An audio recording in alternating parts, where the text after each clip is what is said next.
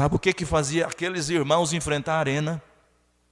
Enfrentar leões, enfrentar fogueira, enfrentar perseguição?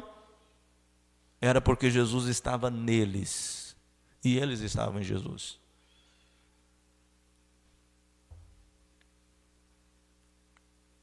Paulo chega a dizer assim: quem nos separará do amor de Deus? Quem pode te separar do amor de Deus? Quem pode nos separar do amor de Deus?